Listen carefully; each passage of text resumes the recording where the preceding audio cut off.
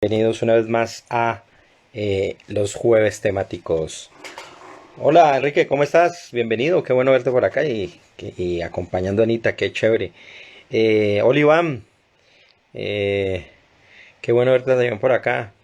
Bueno, hoy vamos a tener un tema bien interesante en esta noche, el último jueves temático de este mes.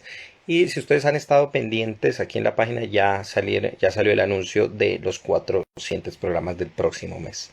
Espero que les gusten estos temas que vienen. Voy a hablar en la primera semana un poco a aclarar algunos términos y unos usos de algún vocablo, especialmente de la palabra, el concepto del Mesías y las diferencias que hay entre el judaísmo y el cristianismo, y sobre todo a raíz de una noticia de la cual ya saqué una pequeña explicación en internet, en mi canal, en Pablo y sus Mundos, pero pues a cuenta de que esto es un mar de confusiones, pues consideré que hay que ampliar un poquito más al respecto. Luego vendrá la siguiente semana, la segunda semana del mes de mayo. Vamos a trabajar un tema muy interesante con Juan Pablo Ramírez Hidrobo, un escritor y comunicador social de aquí de Popayán, porque él es conocedor de hace muchos años de los Beatles, y vamos a hablar un poco de la importancia y la trascendencia de los Beatles, y sobre todo porque él nos comentará que se acerca una efeméride muy especial para aquellos que son aficionados a los Beatles, que ocurrió 60 años, algo ocurrió, ya son 60 años de algo que ocurrió bien especial para los Beatles, y es el momento de contarlo. Después, en la siguiente semana, voy a cambiar de tema. Había comentado que iba a hablar de el concepto de las almas gemelas en varias tradiciones, pero ya que había hablado de dos, me gusta variar un poco el tema y casi no he vuelto a tratar los asuntos un poco de carácter político, o por lo menos disertar algunos temas de este estilo. El próximo que voy a tratar es sobre cómo detectar el fascismo, ¿no? Y algunas claves como para darnos cuenta qué es eso y qué manera opera, y cómo muchas veces en realidad podemos tener muchos rasgos mentales, por lo menos, o ciertas apreciaciones que se pueden acoger dentro de esta ideología que a muchos nos puede llegar a molestar, pero que en realidad hay que ser bastante cuidadosos a la hora de comprenderlo, para poder delimitarlo bien. Y en la última semana volvemos con Ana, porque hoy vamos a trabajar precisamente Ana Acosta, que nos va a acompañar hoy. Ella fue la primera invitada que tuve aquí en los jueves temáticos, y hoy repite porque ya habíamos quedado con la idea de hablar y seguir trabajando un poco sobre la iconografía. Entonces, pero hoy vamos a hablar específicamente, ya vamos a incluir todo el análisis dentro del mundo escatológico y específicamente apocalíptico del mundo cristiano, para darnos cuenta cómo opera. Y esta noche de hoy va a ser bien interesante para historiadores, para gente que le guste el arte, para personas que les interese la semiótica, y en general para cualquiera que intenta comprender un poco más el ambiente, digamos, icónico en el que se desarrollan las creencias. Y por supuesto, en el caso del cristianismo, pues se ha desarrollado con suficiencia y presenta muchos elementos de los cuales uno puede generar una disertación lo suficientemente interesante como para hacer esto y para hacer el siguiente programa. O sea, el que viene en mayo vamos a hacer algo más específico, así que muy atentos, porque hoy va a ser como un abrebocas al tema que va a venir la próxima, ¿ya? Pero entonces, ¿qué vamos a hacer en esta noche? Aparte pues de hablar, y que ya en esto invito a Anita para que siga, y una vez más sea bienvenida, aquí conversemos y hablemos de este tema. ¿Qué vamos a hablar hoy? Vamos a hablar un poco de la escatología, y acuérdense que esto fue uno de los primeros temas con los que yo prácticamente inicié hace un año, y ya comencé a desarrollar pues todo lo que tiene que ver con los jueves temáticos. Y uno de los temas que vimos fue la escatología. ¿Por qué? Porque digamos que estas épocas, estos momentos, estos tiempos, ya estamos muy afanosos, muy deseosos por entender qué es lo que sucede, y no comprendemos. Y digamos que la escatología, tal como yo lo presenté, es una forma en que el cerebro, la cultura, y tal vez ese sentimiento de que las cosas se van acabando, pues se despliega, se desarrolla para poder explicarnos cosas que hay veces nosotros racionalmente no podemos. Entonces, sugería yo al final de este video del año pasado que básicamente la escatología es una función que mental, por supuesto, pero que también se va desarrollando socialmente para poder generar una explicación de aquellas cosas, de aquellos acontecimientos que no sabemos. Hoy vamos a seguir ahondando más de manera muy específica, por supuesto, en el carácter religioso, y de manera muy especial en un tipo de escatología muy particular que se desarrolló entre finales de la era de la antigüedad y los principios de esta era, y que nosotros conocemos como los apocalipsis, que en realidad la gente la mayoría de las veces lo remite a un solo libro, pero que en verdad se está hablando de un género completo, un género literario. Y digamos que el Apocalipsis de San Juan, del cual vamos a tomar muchos ejemplos iconográficos ya que se ha desarrollado mucho, es el caso más específico. Es el más conocido, es el que la gente puede referenciar mejor, pero por supuesto hay que entender que está dentro de un marco histórico, dentro de unas condiciones, y sin duda el Apocalipsis de San Juan ha sido la obra que más ha influenciado en la cultura, en el arte, en las costumbres, en los idearios de las personas y en la concepción escatológica que tenemos cada uno de nosotros, independientemente de si somos cristianos o no. Que eso es lo interesante, ¿no? Porque, digamos, como uno debe asumir, el cristianismo más que ser, hay veces una religión en sí misma, es un ambiente cultural. ¿Vale? Y eso es interesante entenderlo. Bueno, un saludo a quienes van llegando, a Vanessa, a Julián y a JSJ Meshi. Un saludo enorme y espero que este tema les agrade mucho. Y también a Víctor López, que acaba de entrar, un saludo. Bueno, voy a esperar a Ana que haga la solicitud, o también podemos hacerle la solicitud de una vez para que pase. Y bueno, no, me toca esperar invitarla. Creo que aquí puedo hacerlo. Ajá. Vamos a invitarla para que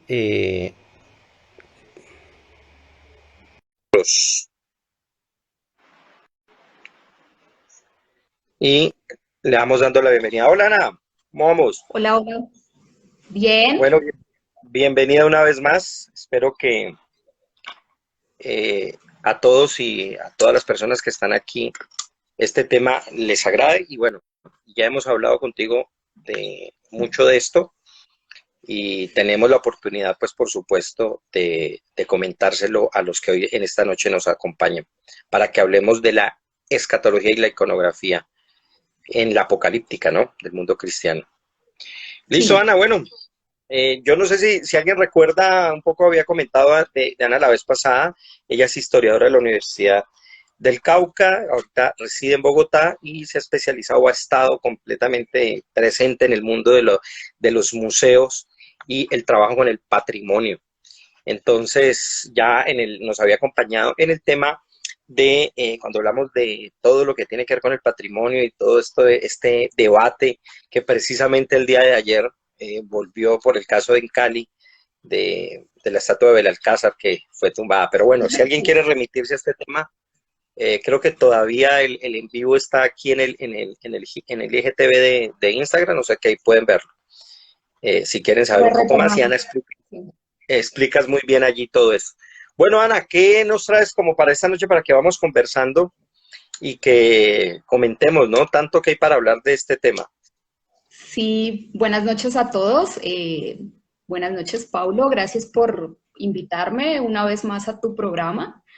Eh, este tema en especial nos ha unido de una manera bastante compleja a los dos, porque llevamos, yo creo que 20 años hablando de escatología, yo Sí, desde sí. la perspectiva cristiana y Paulo desde muchas otras perspectivas, entonces creo que es como, me da cierta alegría hablar del tema en un espacio como este, porque de alguna manera lo que hice fue pensar en todo lo que nosotros hemos hablado.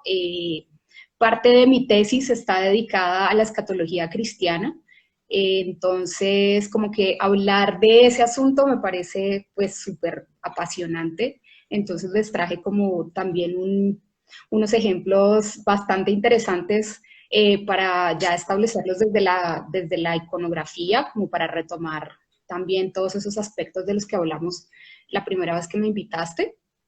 Y, y pues chévere, ojalá pregunten harto porque eso ayuda mucho a pensar el tema y espero que pueda ser clara y que logre contarles como todo rápidamente también porque no quiero aburrirlos de todas maneras con el tema.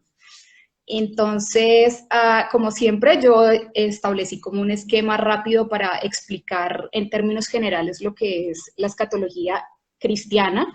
Digamos que vamos a hablar puntualmente de la escatología cristiana porque finalmente es pues la que conozco y de la que les puedo contar, digamos, varias cosas así como interesantes. Entonces, para empezar, les quiero contar que para entender la escatología cristiana como tal, hay que pensar en tres perspectivas que son fundamentales. La primera es una perspectiva apocalíptica, que es la que vamos a desarrollar, digamos, de Como manera tal, más ¿sí? profunda hoy, pero también tiene una perspectiva teleológica y tiene una perspectiva profética que en términos generales se combinan las tres, pero es bueno tener bien presente, digamos, de qué manera esas tres medidas de la escatología cristiana se deben tener en cuenta para poder entender bien la apocalíptica, de hecho. Entonces, casi siempre se empieza por la apocalíptica, pero yo voy a hablar de último de la apocalíptica para poder ahí sí hablar de la parte iconográfica, apocalíptica, que es como lo que nos trae también en esta noche. Entonces, les voy a empezar hablando sobre la teleológica en términos muy generales para que tengan una perspectiva general del asunto. Entonces, como bien lo dice, la teleológica tiene pues un fin concreto. Y ese fin concreto se establece a partir de una conexión que hay entre la vida que tenemos aquí ya y ahora y la del más allá. Entonces, el fin concreto de la escatología en términos teleológicos es la vida más allá. Es la promesa de la vida eterna que nos hacen en realidad muchas religiones, no solo la religión católica en este sentido. Es que a partir de la muerte usted puede acceder a una vida mejor y a una vida, digamos, en otro espacio y conectado de una manera, digamos, simbólica y también espiritual. Entonces, esa promesa de la vida eterna se ha dado a partir de varias cosas que en la historia se han dado, pero una muy particular es la del gran año. El gran año Ujú. es un momento en el que va a haber unas condiciones específicas para que se dé esa condición teleológica de la escatología. La escatología, en términos más generales todavía, lo que significa es las postrimerías del hombre. Entonces, las postrimerías es todo lo que implica un final del mundo, todo lo que se acaba, pero vuelve y empieza, ¿no? Entonces, la teleológica con este gran año plantea que hay unas condiciones específicas que se deben generar para poder acceder al más allá. Y una de esas, pues, es muriéndose. Y es un poquito, la escatología es un poquito terrorífica también, porque lo que dice es que todo se tiene que transformar de alguna manera y casi siempre es súper dramática y hay fuego y hay, sí, todo lo que uno, lo más feo que uno se imagine, pero para No- poder renacer. Nos encanta ser escatológicos a los seres humanos, Sí, sí, sí, acabar sí. las cosas. Sí, entonces todo lo que tenga que ver con esas postrimerías es escatología como tal. Entonces, el fin teleológico tiene un concepto muy chévere que se llama la transmigración de las almas. Y la transmigración de las almas también es una transformación del cuerpo en espíritu, por decirlo así, eh, que tiene como fin llegar a Dios. Entonces, digamos que lo bonito del fin teleológico es que no necesariamente hay que buscar a Dios para poder acceder a esa condición renovada y mejor del alma. Entonces, la condición teleológica es chévere. Cuando uno habla de la transmigración de las almas, casi siempre se habla de reencarnación también, Ujú. pero no tienen que ver. Sin embargo, la reencarnación, si la ven, también es un poco teleológica en ese término, ¿no? Es como, digamos, la rueda del samsara, que es hasta que no realmente usted tenga una condición digna de acceder al más allá, pues usted va a seguir en esa rueda y eso. Entonces, la transmigración de las almas sí parte del hecho de una transformación espiritual, pero es uno mismo volviéndose luz, por decirlo así. Ujú. Entonces, esa es la teleológica. Hay un fin específico, hay una conexión entre esta vida y el más allá, y el fin es Dios. Esa es la perspectiva teleológica. Ahora tenemos la perspectiva profética, que es como, digamos, la que yo más desarrollé en términos de mi tesis, porque habla de la salvación del alma y de la buena muerte, que son, la buena muerte es otro de los conceptos del catolicismo que es bien bonito y que bien vale la pena no solo practicarlo, sino entenderlo y ver bien de qué se trata, es súper chévere. Entonces, la profética, como dice, es que hay un futuro que no puede ser conocido todavía, pero que es anunciado en nombre de Dios al hombre como objeto de su esperanza. Entonces, siempre hay gente diciendo como vienen los últimos tiempos, tienen que cuidarse. Entonces, el loco de la esquina con el El cartel loco del que cartel. dice El el mundo fin ya del se mundo, acaba. exacto, eso es parte de la escatología profética, ¿no? Es como Ujú. que nos cojan confesados porque va a llegar el juicio final y todas estas cosas. Entonces, en la profética hay unos fundamentos que les voy a leer. En esta entrega, por decirlo así, voy a leer mucho porque no quiero que se pierdan detalles bien específicos que son interesantes para el análisis. Entonces, me perdonarán. Si se pone muy aburrido, me dicen, me mandan alguna cosa en los comentarios. Diciendo ya nomás, por favor. Sí, ya nada más, por favor, señora. Sí, listo. Pero Entonces, sí te entiendo porque, sobre todo en el caso de y lo veíamos en la el caso de ciertas imágenes, sí, veíamos que básicamente eran muy literalistas con respecto al texto, ¿no? Especialmente al texto sí, sagrado. Y sí. me pareció impresionante que veíamos los tapices de este castillo. Ahorita de pronto nos lo muestras, vemos algunas imágenes, Sí, sí. porque seguían literalmente el texto, ¿no? Sí, sí, sí, sí, Entonces, sí. muchas veces, y eso ya es muy sabido para todos, que al tener una gran población que básicamente era analfabeta, pues los iconos hicieron esa función, ¿no? De transmitir eh, Sí, los lo relatos sagrados. necesitaban. Los Sí, necesitaban sí, sí, sí, sí. muchísimo, ¿no? Sí. La perspectiva profética es muy interesante, como les digo, es como la que yo más desarrollé dentro de mi tesis, porque tiene cuatro fundamentos específicos, tres en realidad, que leí como cuatro. Bueno, el primero es que Dios ha entregado al hombre y a la comunidad el destino individual y colectivo. O sea, casi que tiene que ver con el árbol de la ciencia del bien y del mal. O sea, es como usted Ujú. tiene libre albedrío y sus comportamientos son propios. O sea, yo no tengo nada que ver en que usted sea bueno y malo porque usted decidió comer de este fruto, entonces asúmalo. Entonces, él le ha entregado su propio destino. Entonces, usted puede ver en las estrellas, puede hacer lo que usted quiera, pero usted es el dueño de lo que usted hace.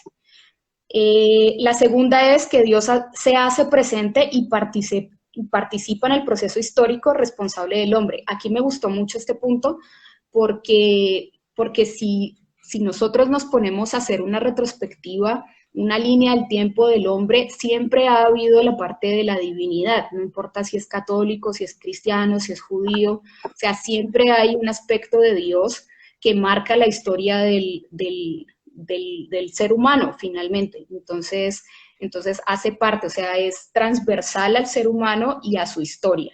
Entonces Y está muy que bueno Ana, eso. es muy congruente con la idea de la providencia, ¿no? En el mundo cristiano o Sí, de las gajaca, lo como conocemos en el mundo judío, que es la supervisión divina constante, ¿no?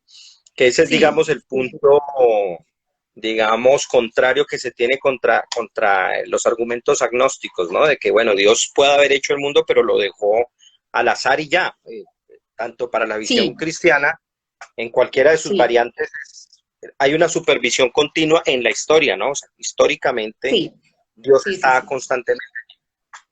Sí, atraviesa definitivamente la historia del ser humano desde que somos cultura, más o menos. Sí. Entonces, ese punto es muy importante. Y el otro es que Dios es fiel para realizar sus promesas en el actuar humano y a través de él. Esto es lo que le da el principio profético a esta parte de la escatología, ¿no? Es como yo puedo mandar a alguien a que le cuente a usted cómo es que yo estoy actuando porque parece que no lo está entendiendo. Entonces, sí se da un punto en el que tiene un lenguaje que es común, en el que puede hablar con nosotros y dirigirse hacia nosotros. Y precisamente esa es lo que hace la visión profética, ¿no? Esta visión profética tiene dos lecturas que son muy importantes y que, digamos, hacen que sea más fácil de entender. Y es también la forma en la que nosotros hemos vivido un poco también la escatología cristiana, ¿no? Entonces, la primera es que hay una promesa de 1000 años de felicidad y eso viene con la idea del Mesías. Ujú. Eh, la idea del Mesías se da por 1000 años de felicidad y de no sé qué, entonces una vez él llega es como si alegrara todo por 1000 años. Entonces la idea milenarista es una idea desde el año 1000, que viene desde el año 1000, y la vivimos con el Y2K cuando íbamos a pasar al año 2000, pensando, bueno, este es el día en el que todo se va a acabar y todos esperamos el fin Eh, del mundo. Aquí Ujú. seguramente en el público hay bastantes jóvenes y de pronto no se Ya. acordarán del Y2K, pero era muy gracioso porque había la idea de que a raíz de ciertos problemas en el cómputo, pues los cálculos de Sí, las computadoras no iban a dar al pie a lo que tenían que hacer y se supone que del diciembre de 1999 pasar al 2000 iba a haber un caos era informático tenaz. porque Sí, sí, y mucha gente se creyó el asunto y bueno, en fin, hubo un caos. Pueden buscar eso sobre el Y2K y es bien interesante ese fenómeno que se dio. Y acuérdense que es un tiempo donde el Internet apenas están haciendo y la confusión es muy grande, ¿no? Y no hay forma muchas cosas de evaluar una cantidad de información que hay allí. Pero siempre haciendo sí, anuncios sí. Anuncios escatológicos, ¿no? escatológicos. Sí, sí, sí, sí, sí, sí. Entonces, la promesa de los 1000 años, pues se da cada 1000 años. Y ahí hay pues varias cosas, y es que entra la figura de Jesús como fundamental dentro de los procesos escatológicos, de escatología. Y por eso a mí el principio profético de la escatología es el que más me gusta, porque entra la figura de Jesús más que como el de la religión como tal, como el profeta, ¿no? El que te llama a esa esperanza de la vida más allá, el que te dice pilas, que hay un montón de cosas que usted debe hacer en su vida para que tenga acceso al Padre, y bueno, hay un montón de cosas. Con el rollo de la era mesiánica, pues hay un montón de cosas que son súper chéveres, que también me gusta mucho, que son falsos profetas. Paulo y yo estuvimos hablando días atrás de una persona muy erudita que apareció dentro de la comunidad judía, que muchos están diciendo que es el anticristo. Sí, Entonces, sí. parte del Mesías también está toda la figura del anticristo, de la- y sí, y otra perla de estas viejas, si vieron la profecía, pues ahí está todo el tema del anticristo y de todo lo que va a pasar, y mejor dicho, es una cosa Mira, terrible. Ana, Y bueno, lo que comenta acá Enrique, dije, jaja, ya estaba en el MIT en esa época y muchos de mis compañeros ingenieros emigraron al campo, sí, o sea, a ese nivel, y sí, eran ingenieros, estamos hablando y estaban en el MIT, ¿no? O sea, sí, si sí, la sí, gente preparada creía ese asunto, muchas que más del pueblo, pero sí, entonces sí, sí, imagínate, bueno, ahora hay una cosa interesante que lo mencionas en la parte de la profecía como tal, y es que es cierto, ¿no? Donde Jesús aparece más en su función de profeta que, digamos, para el mundo cristiano muchas veces es olvidada o casi no se tiene en cuenta, pero hay un detalle interesante en el mismo texto del Apocalipsis y es como inicia el Apocalipsis. La mayoría de la gente no sí, se da cuenta que el texto dice Apocalipsis de Jesucristo que Dios le dio. O sea, es la revelación la recibe es Jesús de La Dios profecía, sí, y es un acto profético de él a Juan. O sea, que ahí sí. hay un proceso de transmisión y la gente es gracioso porque lo titulan el Apocalipsis de San Juan. Textualmente es el Apocalipsis de Jesús. Sí, Y sí, ese porque es como revelación, como lo es hablan una las revelación. otras disidencias, como las otras disidencias cristianas que hacen eso, lo llaman como la revelación. Sí, Entonces que es la tiene eso y por traducción eso, literal del término, ¿no? Porque sí, Apocalipsis sí, sí, sí, literalmente significa revelación. sí, Que, sí, sí, sí, que es gracioso porque pues el efecto y eso es para otro tema, no voy a hablarlo aquí, pero el efecto cognitivo y la forma en que ciertas palabras se han traducido y sobre todo que han sido calco del griego al español, básicamente ha hecho que la gente tenga una concepción muy graciosa sobre estos términos, ¿no? El caso del ángel, que es el mensajero, el caso del bautizo, que es la inmersión, entonces cuando no se traduce y simplemente se deja el término, pues sirve como para rellenarlo de un contenido que muchas veces es fantástico, ¿no? Y el Apocalipsis le pasa eso, la gente piensa que el término es miedo, es terror, es el fin del mundo, sí, cuando en pero da realidad mucho es miedo. otra cosa. Sí, da mucho miedo, pero el libro de Juan, pues como ya Sí, llegaremos a ese punto. Sí, sí, sí, sí. llegarme al punto, Pero pero pasa mucho, ¿no? la idea de Jesús dentro de de la escatología es la idea de un profeta. Él todo el tiempo eh, está Claro, hablando acerca de Dios al hombre, ¿no? Incluso cuando ya no está. Entonces, esa es como la idea. La segunda lectura que se hace dentro de la escatología en términos proféticos es el juicio final. Entonces, todos hemos hablado, hemos visto, hemos escuchado sobre el juicio final. Y en el juicio final es Jesús el que hace el juicio. Entonces, vuelve y entra la figura de Jesús como, como una parte esencial y fundamental en términos proféticos de la escatología. Entonces, Jesús está con el libro de la vida diciendo a ver qué fue lo que Paulo hizo y si fue bueno, pues entra, y si no, lo manda para el carajo hacia abajo, ¿no? ajá, Entonces, digamos que esta perspectiva en la que se va para arriba o se va para abajo, eso ya es muy del siglo XIII, donde se establece el purgatorio y está el infierno y el cielo bien identificados dentro de la Iglesia Católica, y ahí ya se puede hablar de si usted va para arriba o va para abajo, porque si se queda abajo, pues se queda en este mundo tenaz y terrible y no sé qué. Ana, hay una cosa interesante que hay que ver en ese punto y es en los cuadros, en toda la forma de retratar esto, hay una etapa clarísima donde hay un efecto tanto lateral en un momento, donde el infierno va a la izquierda y el cielo a la derecha, mientras que por ejemplo en el Bosco se ve, pero hay otra etapa Sí, donde ya se ubica arriba y abajo, ¿no? Y lo digo sí, porque esta imagen del juez, de Jesús como el juez de los actos buenos y los actos malos, por supuesto ya retomado mucho antes en el mundo egipcio estaba, donde Matt sí, hacía la evaluación de los corazones los y, y- pesaba, y los pesaba el pesaba, pero corazón. era en la muerte particular. Acá es en la Sí, muerte, acá es en universal, estamos hablando del plano del sí, sí, sí, universo, sí. ¿no? Usted se imagina la fila que hay que hacer para entrar en ese Claro, ¿no? momento, ¿sí? Sí, o sea, todo el Lo bueno es mundo que va a hacer. hay con quién conversar. Sí, no, hay que hablar, va a decir como, uy, ¿usted se acuerda cuando hablamos de esto en su programa? Entonces, ahí está. Es un poco tétrico pensar en la idea de que te van a juzgar, pero por eso el juicio final está inspirado en el libro de San Mateo, y San Mateo lo que dice y lo que desarrolla es precisamente el concepto de la buena muerte. La buena muerte se da al que ha sido justo en vida. Entonces hay un dicho que es a cada quien según sus actos.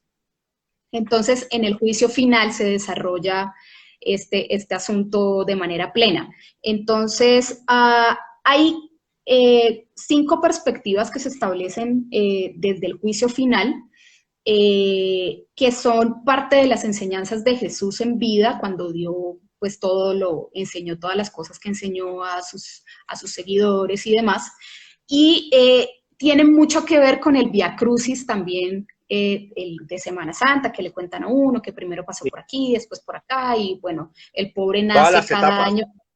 Sí, entonces tiene un poco que ver con eso y es el primero que es dar de comer al hambriento.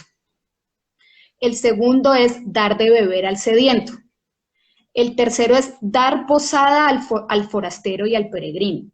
Cuando yo estaba escribiendo esto pensaba, es una cosa muy griega, ¿no? Es como pilas Sí, con la persona que usted atiende en su casa porque puede ser un dios, entonces lo mejor es que usted sea bueno y amable con esa persona.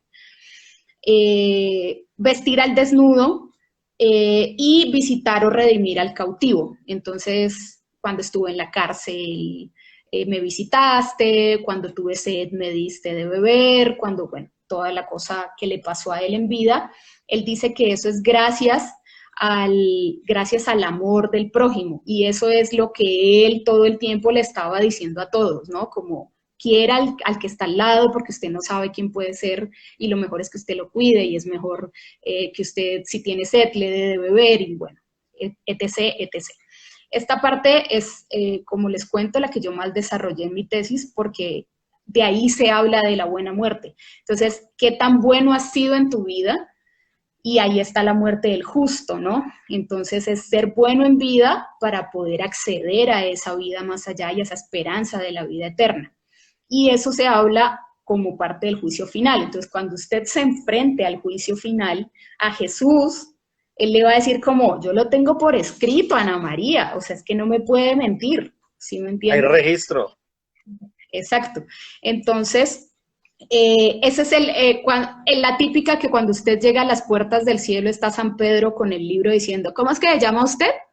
Entonces es más o Sí. menos eso. Y Ah, en el cielo registran más que Instagramer fanático, ¿no? O sea, se sí, registran de todo. súper, súper fanáticos del registro. Entonces, pilas con lo que hace porque va a llegar el día del juicio final y va a pasar eso. Mira Lo importante, lo que dale. dice Sofi, dice, eso lo retomaron mucho en los cuentos de hadas. Sería Sí, sí, interesante que Sofía desarrollara un poco más la idea y nos comentara exactamente qué es lo que dice. Me imagino que el registro, ¿no? A eso es lo sí. que se refiere.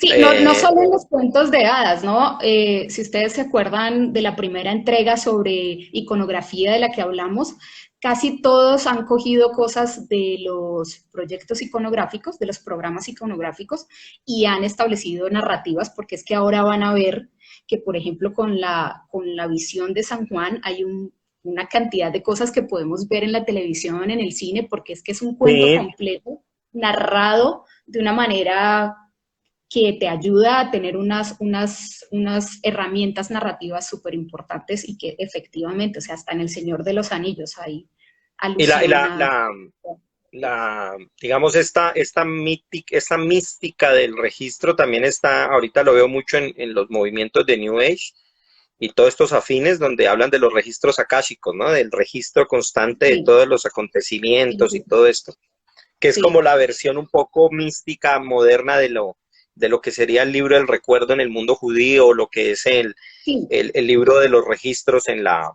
que utilizan sí, en el Apocalipsis, ¿no? Donde están todos los sí, sí, hechos. sí. Sí, este se llama el libro de la vida y está ahí, ahora hablamos un Sí, poquito más de él. Listo. Lo interesante entonces de la visión profética es que con la visión profética es donde se arma todo el imaginario colectivo sustentado en las escrituras. Por eso es que todos sabemos cuando se habla del Apocalipsis de qué se está hablando específicamente. Es gracias a los profetas.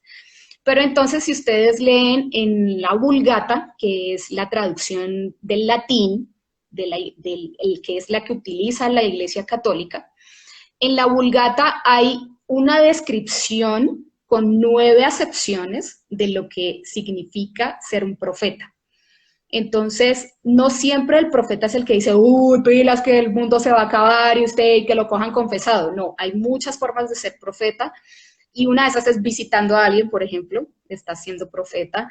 Y está desde la más sencilla, que es esa, hasta los profetas como los conocemos, los más famosos, que son Daniel, Ezequiel, Isaías y todos esos que sí hablan de la palabra de Dios, dicen cosas que tienen que ver con Dios y con todas las cosas que Él ha puesto para nosotros y demás.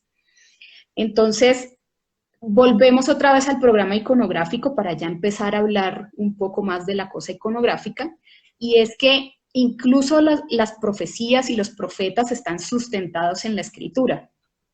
Y eso le da peso al discurso iconográfico siempre. Entonces hay que tener en cuenta eso, ¿no? Que la visión profética de la escatología tiene un principio que está sustentado en la escritura. Entonces de ahí no se sale. Ujú. ¿Listo? Y ahora sí entremos en la apocalíptica, que es donde se pone largo el cuento, porque la visión apocalíptica Pero Ana, tiene un... un punto antes de entrar ahí, lo interesante es que en el mundo cristiano la iconografía se transformó lo suficientemente bien que a pesar de acogerse a lo que tú dices, es decir, a la letra del texto y de seguir allí, o sea, todo el programa iconográfico se toma desde allí, en realidad a lo largo de los siglos no tienen ningún problema de irlo transformando de acuerdo a la época, es decir, aunque sigue Ah, manejando el sí, mismo modelo, y eso sí, lo sí, sí, vamos a sí. ver clarísimo en la imagen con la que vamos a finalizar, hay miles de variaciones, miles de Sí, versiones, y sin embargo el mensaje sigue siendo idéntico porque la estructura fundamental está allí, ¿no? Es decir, hay sí, un sí, por los paradigma, atributos. en términos lingüísticos, hay un paradigma y hay unos cambios sintagmáticos allí que se van dando en algunos rasgos y algunas cosas, pero sigue intacto. Yo creo que en el último caso, que es el que nos va a servir para llegar al tema del próximo mes, es el que nos da un ejemplo bien interesante allí, ¿no? Sí, sí, sí, sí, sí. Bueno, es por los atributos. Bueno, un Bob, saludo Bob, llegó por acá Caro, a Ana María Rodríguez, un saludo, a Omar que también lo vi por acá y que dice que el mayor profeta de nuestro tiempo es Bob Marley, profeta seguidor del de... rastafarismo, ¿no? Entre otras cosas, de Haile Bien, Selassie. claro que sí. Creo que Sofía también hizo algún comentario ahí para que no Sí, la... vamos a ver. Sí, decía que efectivamente lo que ella se refería es que en los cuentos de hadas, efectivamente así ocurre, aparece mucho el personaje que puede ser una hada disfrazada donde se le da posada, se le da agua y ella termina agradeciendo, ¿no? Dice, no, podría ser tu hada madrina que te está midiendo lo bueno y o lo noble que puede llegar a ser. Y en efecto, después es que si la persona actúa noblemente, pues recibe un regalo de parte de esta hada, ¿no? Que en el mundo medieval son hadas, en el mundo cristiano son ángeles, en el mundo pagano antiguo son dioses, ¿no? Sí, sí, esa es la idea general del juicio final, ¿no? Es como sea bueno porque, porque yo le estoy Y a nosotros llevando nos las tocarán cosas. artistas famosos, que me llegue Gal Ah, Gadot a sí. la casa y me toque atenderla. Ah, sí, bueno. Creyéndose la Mujer Maravilla, sí, obvio. Sí. Eh, Como ahora Diana. entramos, sí, entramos entonces, ahora sí, a la perspectiva apocalíptica, que es donde nos vamos a quedar un buen rato, casi que hasta el final del programa. Entonces, para empezar a entender ya la perspectiva apocalíptica, que además es la que más nos gusta porque es la más dramática y es la que más tiene cosas en términos iconográficos, entonces vamos ahora sí a desarrollar ese punto. Lo importante y lo más central de la concepción apocalíptica es que tiene una concepción del tiempo. Si vieron las otras, no. Las otras como sea bueno, que cuando se muere no sabemos cuándo va a haber un juicio final, sí, no establece como una relación espacio-temporal, mientras que en la apocalíptica sí. Y establece una concepción del tiempo y del mundo en el presente, y es que este presente es visto de manera insatisfecha. O sea, el mundo en este momento está tan mal y tan llevado del carajo Ujú. que tiene que ser destruido, ¿ya? Entonces, si ustedes se dan cuenta, muchas de los cuentos y de las historias que tienen que ver con la destrucción de épocas pasadas, por ejemplo, el diluvio universal, estaba tan terrible el mundo, estaba tan llevado del carajo, la gente pecaba horrible, tenía malos pensamientos, tenía malos hábitos, toda la cosa que dijo este señor, yo voy a acabar con esta vaina definitivamente.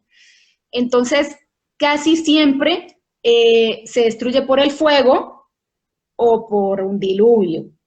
Entonces, no, todavía no hemos vivido el del fuego, así que lo cojan confesado, porque uno nunca sabe, ahí están los profetas todo el tiempo hablando del asunto.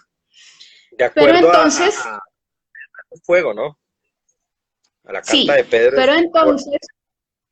pero entonces este presente es sustituido por un futuro completamente nuevo. Y ahí es donde está la promesa de la vida eterna, la promesa de una vida mejor, la promesa de superar todo este presente que nos duele tanto, porque hay una idea de algo mejor. Entonces, pero tiene que acabarse y tiene que destruirse este presente, aquí, ya y ahora, para que sea mejor. Ana, pero mira que ahí cuentas algo interesante y lo estás comentando con respecto a cierto momento en la apocalíptica, pero y aquí a todos los que nos acompañan que lo tengan en cuenta y algo que mencioné en el jueves temático pasado, de lo importante que es conocer las ideas religiosas que están en el fondo de muchas de Sí, nuestras concepciones sociales. Y es que si, para que vean que esto no es muy alejado de nosotros, de la actualidad, y es que la sensación que tienen las personas frente al mundo muchas veces les hace reaccionar, por decirlo de un modo, o de forma escatológica o de forma apocalíptica, ¿no? Y es frente a la situación del mundo como está, la reacción de muchos es que esto se acabe, que llegue el meteorito, que acaben con esto, y por supuesto no está en el poder de nosotros acabarlo, pero yo creo que a mí me da risa, no. la gente muchas veces dice, ay, Dios tan malo destruyó a la gente, pero yo creo que uno en realidad si fuera Dios lo haría más rápido, nos destruiríamos mucho más rápido Sí, porque las personas somos insoportables. Entonces, sí, eh, sí, sí, sí. entonces, lo que quiero decir es que esto está muy arraigado en nosotros y ya sea que seamos o no religiosos, en realidad estos elementos son sustratos, son estructuras mentales de nosotros muy fuertes que Sí, operan así y están sí, en función de una gran cantidad de condiciones sociales. No hay que olvidar y si tú lo recuerdas, Ana, que el Apocalipsis mismo, en realidad, más que una cuestión mística, era una forma de esconder un texto para ir en contra de los romanos, porque era el imperio sí, del momento y sí, realmente era una cuestión política en últimas. No sí. solamente era una cuestión mística, sino que estaba haciendo una crítica a su entorno y a la forma en que estaba siendo manejado el mundo, ¿no? Sobre todo cuando, por ejemplo, en la famosa imagen de la prostituta de Babilonia, donde la gran ramera, como lo traducen en la versión cristiana, que uno podría traducirlo de una manera más fuerte porque el texto griego es más fuerte, y como la presenta, ¿no? Y que es el contraste, pues, de nuestro personaje que nos va a servir para la próxima. Pero ahí está, ¿no? O Sí, sea, es una... sí, ¿Cuántos quisieran acabar siendo, no? Que quede como sí. pregunta. Sí, y de hecho se volvió como tema también del cine, ¿no? Si vieron Endworld, creo que se llama así, el de los Avengers, que están peleando con este señor que dices que no alcanza para todo el mundo y hay que matar a la mitad, o sea, ya. Sí, Entonces, contanos, sí. pues, sí, entonces muchas lo que decía, las herramientas narrativas, pues salen también un poco de la apocalíptica, sobre todo esta visión de San Juan, que ya vamos a hablar de ella y van a saber todo el rollo que tiene, ¿no? Lo Me encanta la interesante visión de de Iron Man. la perspectiva, sí, lo interesante y lo importante de la perspectiva apocalíptica es que hay una superación de la corporeidad. Entonces volvemos otra vez a la transmigración de las almas, ¿no? Necesariamente hay que morir, necesariamente hay que acabar con, digamos, el presente para poder tener esa transformación y la apocalíptica y en realidad toda la escatología se da desde una perspectiva individual y se da desde una perspectiva colectiva. O sea, usted lo va a vivir como usted, pero también lo va a vivir en comunidad, porque acuérdense que la iglesia es comunidad finalmente y uno pues ahí lo va a vivir con todos, pero también es una transformación personal y es una transmigración de mi propia alma entonces yo lo voy a vivir así, pero es a través de la muerte. Ya con, digamos, con estas perspectivas de la escatología cristiana, ya podemos pasar a la parte iconográfica para desarrollar bien el Apocalipsis de San Juan, que es el que, pues, como del que más sabemos también. Entonces ya en algún punto les mostraré unas imágenes que recogí para que entendamos bien el libro. Es un libro muy largo, con unas características bien particulares, y ya vamos a ver por qué Paulo y yo hicimos un derrotero y terminamos en una sola imagen del asunto para hablar de esa solita después. Para dejar el punto de la iconografía. Sí, porque ella sola, y ahí es interesante contar algo, ¿no? Y antes de que se nos pase, aunque al final indagaremos un poquito y en la próxima ya lo haremos de manera más amplia, y es que detrás de esto hay un proyecto, una idea tuya que quieres generar más adelante, ya textualmente, y demostrar porque hay un debate sobre una imagen por todo lo que representa y cómo ha sido representada históricamente, ¿no? Que ya veremos Sí. que es interesante lo que hay allí. Sí, ya llegaremos ahí. Entonces, rápidamente les voy a contar qué es iconografía, de qué se tratan los programas iconográficos, y entramos en el libro de San Juan. Entonces, la iconografía, como les conté ya cuando hablamos sobre patrimonio y demás, es la representación por medio de las imágenes. Y lo que hace la iconografía cristiana en particular es establecer un repertorio de imágenes para divulgar la fe cristiana. Y eso lo hace a partir de una serie de programas iconográficos que son representados sobre todo en el arte, desde muy atrás, desde más atrás del medioevo, es representado por medio de la imagen porque mucha gente no sabía leer y escribir con la fe cristiana.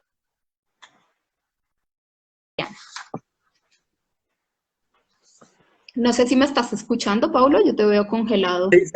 es que ¿Estamos bien? se perdió un poquitico, pero ya regresó. O sea, Sí, ok. ya te escucho bien. Listo. Entonces, teniendo en cuenta otra vez los programas iconográficos de los que hablamos y de todo este repertorio de imágenes, entonces vamos ya a hablar de la visión de San Juan Evangelista, que es el autor, creemos que es el autor de el Apocalipsis, que es el último libro del Nuevo Testamento. Cualquiera que tenga en su casa puede leer este último libro, y la lectura de este libro en particular crea un amplio repertorio iconográfico que es crucial durante la Edad Media. Entonces, si nosotros queremos adentrarnos en el mundo de la iconografía cristiana en la Edad Media, lo mejor que podemos hacer es darle una búsqueda a todo lo que tenga que ver con la visión de San Juan y del Apocalipsis, para que ustedes vean lo rico que es iconográficamente. El problema con la visión de San Juan y de todos estos es que es uno de los libros más complicados de interpretar, y ahí es donde radica el problema del Apocalipsis, y por eso mucha gente hace su propio análisis o digamos que tiene tantos elementos iconográficos que uno puede pensar lo que quiera realmente, o sea, no hay, o sea, si uno se pone a buscar al anticristo con base en la iconografía apocalíptica, pues, o sea, en todo le va a salir. Entonces, si bien es una imagen con la que uno se puede representar y puede entender, también se presta para muchísimos malos entendidos precisamente por la riqueza iconográfica que tiene. Entonces, ya que es crucial dentro de la Edad Media, pues la visión de San Juan establece una relación muy buena que uno puede también seguir a lo largo de la historia, y es que en el siglo X y XII esto da pie a que los miniaturistas mozárabes y los románicos establezcan toda su parte cultural, pues, de artística y cultural. Entonces, todas esas miniaturas empiezan a verse correspondidas con la imagen con la visión de San Evangelista, y entonces es un movimiento artístico bastante marcado en esa época gracias a esa visión de San Juan. Entonces, acuérdense que siempre está sustentado sobre las escrituras, entonces me parece que es bastante arriesgado por parte de un artista meterse precisamente con la imagen de la visión de San Juan, pero muchos artistas lo hicieron, y ya veremos algunos casos y algunos elementos de estos. Con los miniaturistas mozárabes y románicos aparecen entonces la pintura de murales, empiezan esculturas muy particulares acerca del tema, y con eso aparecen los tapices de Angers. No sé si está bien pronunciado Angers, pero es un castillo que hay en Francia, donde todavía se pueden ver una serie de tapices que relatan la visión de San Juan. Esos tapices son súper, o sea, muy recomendados que los vean porque son llamativos, sí. O sea, la forma en que los han hecho, sí, y los han creado y cómo disponen. Es que está todo el Apocalipsis ahí en 22 cartas. Sí. Son 84 tapices, de los cuales en este momento se pueden ver 70, y en esos está toda la narración del libro de San Juan Evangelista, porque tiene unos elementos súper particulares. Yo voy a desglosar de manera rápida cada punto del libro para que en algunos nos riamos y en otros digamos, uy, eso era parte de esa vaina, está rarísimo. Sí, entonces, claro. Entonces, la visión de San Juan, o el libro de San Juan Evangelista, pues es uno de los más complejos, pero también es uno de los más ricos iconográficamente. Entonces los artistas pues se han también valido de eso para llevar a cabo sus intervenciones. Entonces, es que hay que notar una cosa, Ana, antes de que entres propiamente el Apocalipsis del de San Juan, es que hay que ver que el libro tal en la época en que es escrito, o sea, ahí ya con el tiempo se fueron descubriendo muchos otros, y porque hay apócrifos y hay bastantes textos de los que ahora la gente comúnmente no está familiarizada, pero existen muchos apocalipsis, el de Pedro, el de Pablo, los apocalipsis no cristianos que se desarrollaron dentro del judaísmo, pero lo interesante del Apocalipsis de San Juan es que aparte pues de entronar a Jesús directamente como en el papel mesiánico y profético, es la forma en que de una manera muy rica y casi que uno podría decir que prebarroca propiamente, sabotea en términos literarios las imágenes y crea una cantidad de elementos que hace que haya servido para tantas disertaciones y para tantos interpretaciones, malos entendidos, exégesis e eisegesis, tergiversaciones y de todo, porque efectivamente todos los elementos que están en juego son muchísimos de explorar. De hecho, dentro del catolicismo me ha llamado mucho la atención que hay libros completos dedicados solo a fragmentos o a capítulos, porque no se dedican a todo el libro, cuando hablo de libros ya muy especializados, entonces solo se dedican a fragmentos porque por todo, ¿no? Y o sea, por la riqueza simbólica que hay allí, y que también pues se podría uno encontrar en otra cantidad de elementos religiosos, pero es interesante eso, ¿no? Ver esa, y entonces por eso el Apocalipsis de San Juan concentra mucho esos elementos y se ha vuelto como el texto ejemplificante o ejemplar para hablar del apocalíptica. Sí.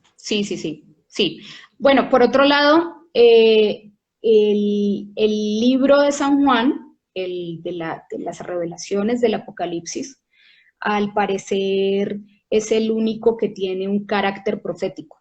Los otros no están ahí como para decir, Dentro del Nuevo mira esto que va a Testamento, pasar. sí. Entonces parece que es el que tiene esta característica bien particular y por eso es que está Hay tan lleno. como pasajes dentro del Nuevo Testamento en otras partes, pero el que se dedica como tal es el libro de la Revelación. Ujú. Lo que comenta acá, Enrique, dice, la teología de von Baltasar está fundamentada en un comentario del Apocalipsis. Ve interesante, sí, Sí, toda, y es solo exclusivamente lo eso, por ejemplo. máximo, es lo máximo, claro. Es bien Y es bonito además. solamente eso. Bien, entonces ahora sí entremos en el libro como tal, porque aquí ya empiezo a mostrar imágenes y les quiero mostrar además lo que vos acabas de decir, se puede fragmentar de una manera tan especial que uno se puede dedicar a un solo fragmento, que es lo que pasa en mi caso con la señora apocalíptica, que ya les contaremos, Sí. que yo me quiero dedicar solo y exclusivamente a esa imagen y por eso llegamos a todo esto, Pablo y yo. Esta es como la vuelta larga para llegar allá.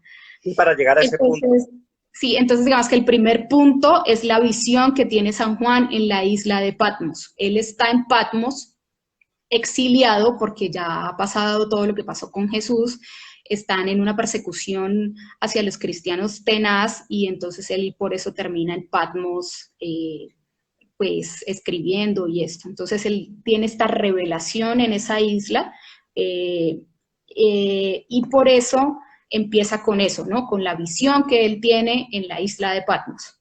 Entonces dice, se oye llamar por una voz como una trompeta y contempla al viviente, que es el primero y el último. Entonces el primero y el último pues es Jesús, es el alfa y el omega, el principio y el fin, ¿sí? Jesús es, como vimos en la escatología, es todo, es el principio y es el fin de todo. Entonces empieza con eso, viendo a Jesús, pero Jesús, o al viviente, o al primero y al último. Él llega con 7 candelabros de oro y teniendo en sus manos 7 estrellas. Entonces vamos a ver que el número 7 se va a repetir y repetir y repetir. Entonces, primera visión, lo que está diciendo Jesús es pilas con el número 7, porque yo voy a seguir hablando del número 7 de ahora en adelante. ¿Listo? Ahí entonces aparece, yo tengo una imagen que está muy buena de ese momento, voy a voltear esto para que lo vean. Entonces aquí tengo esta imagen que me la encontré para que vean lo rico que es en términos iconográficos tan solo la visión de San Juan. Entonces si ven, aquí está San Juan en una isla, ¿sí ven? Allá está Jesús y están el resto de elementos que ya les voy a contar. Esta es la visión completa de San Juan y esa visión está enmarcada pues por eso. Llega Jesús con 7 candelabros de oro y con 7 estrellas. Lo que dice la segunda parte es que los 7 candelabros de oro hacen alusión a las 7 iglesias. Entonces, la representación de los templos a cuyas comunidades va destinado el libro. Entonces, él no le estaba dando ese libro a toda la humanidad, se la estaba dando específicamente a 7 iglesias, porque la visión habla de 7 iglesias. Va destinado al libro. A ellos corresponden los 7 candelabros y las 7 estrellas. Entonces, aquí dice que las iglesias son Efeso, Esmirna, Pérgamo, Tiátira, Sardes, Filadelfia y Laodicea. Yo tengo un mapa que encontré donde están en la cosa Ubicada, geográfica, sí. donde están ubicadas y donde está Patmos, desde donde él ve dónde es cómo están las 7 iglesias eh, distribuidas por el mundo. Con esas 7 iglesias entonces aparece el trono de Dios y los 24 ancianos, que es como parte de esa visión que él tiene. El trono de Dios y los 24 ancianos es una visión del cielo con Dios sentado en su trono y alrededor otros 24 tronos con otros tantos ancianos vestidos de blanco y con coronas de oro. Estos ancianos llevan palmas en la mano. No sé si se acuerdan cuando estábamos hablando de los programas iconográficos, que tener la palma es sinónimo de ser parte de Jesús y de toda su, o sea, de tener esta condición de santos entonces tienen eso porque son personas, pues no solo ancianas, sino que son sabios y tienen una condición bien particular, por eso llevan la palma en la mano. O tocan instrumentos musicales, entonces si encuentran a los 24 ancianos alrededor de Jesús, alrededor de Dios, lo más probable es que o lleven palmas o lleven instrumentos musicales. Junto al trono de Dios se ven los símbolos de los 4 evangelistas. La imagen que tengo es la del pórtico de la gloria de la Catedral de Santiago de Compostela, que es un pórtico que representa esa sola imagen de la visión de San Juan, y aquí se les voy a mostrar. Entonces aquí está la imagen del pórtico. No sé si estoy temblando mucho, qué pena, pero ahí pueden buscar después. Capítulo 17, verso Sí. de Apocalipsis. Pórtico grandotote, donde está en este trono, pues está Dios, y todos estos son como los que están alrededor, con instrumentos musicales y demás. Este es Jesús preparado para el juicio final, y esta es más o menos la imagen que tiene él del trono, y pues que hace parte de ese momento del Apocalipsis. Después aparece el Cordero. Esta imagen me resulta un poco perturbadora, pero ese es el Cordero místico, El Cordero de 7 ojos. tiene 7 cuernos y tiene 7 ojos, ¿sí? Y está siendo adorado por los ancianos y por los evangelistas. Y es el que abre los 7 sellos, que yo creo que todos hemos escuchado hablar de los 7 sellos. Entonces, para que vean que creo que esta imagen es de Van Eyck, que es un pintor extraordinario, fue un pintor extraordinario, y yo lo que hice fue tomar este es un cuadro gigantesco que tiene toda la imagen, y ahí está el Cordero. Entonces, si ven ahí, este es como un detalle de ese cuadro. Lo pueden buscar en internet sin problema, creo que está en Wikipedia, en Google. Aquí está. Pero entonces Van Eyck no le pone todas esas cosas locas que dice. Sin embargo, ahí está siendo sacrificado y bueno, demás. Este cordero es el que empieza a abrir los 7 sellos. Y aquí entonces aparecen los 7 sellos. La apertura de cada sello da lugar a una visión distinta. Entonces, yo no sé cuánto duró esta visión de San Juan, pero tiene un montón de acontecimientos alrededor del número 7 que van pasando o que se supone que van a ir pasando hasta que lleguemos al juicio final. Entonces, la apertura del primer sello hace que aparezcan los cuatro primeros jinetes. O sea, con los 4 primeros van apareciendo los 4 jinetes. Entonces yo tengo una imagen de los sellos. Entonces aquí están. Por cada sello va pasando una cosa particular. Entonces con el primer sello salen los jinetes. Y yo puse esta imagen de los Simpson que es bastante completa. Sí, que es la... De los jinetes del Apocalipsis, que eso es porque Homero no va a votar y entonces desata el juicio final y el fin del mundo. Entonces, el primer jinete monta un caballo blanco. A ver a quién les recuerda, si alguien se atreve a decirme a quién les recuerda este personaje. El primero monta un caballo blanco,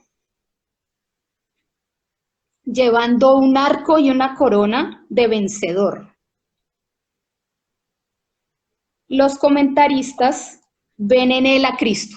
Entonces el primero es un jinete en un caballo blanco, no sé qué, a mí me recuerda a Gandalf, cuando se vuelve Gandalf el blanco y dice, saldré en el amanecer y no sé qué, es como el primer jinete. Y toda la cosa.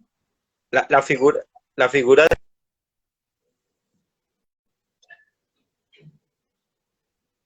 en varias... Creo que...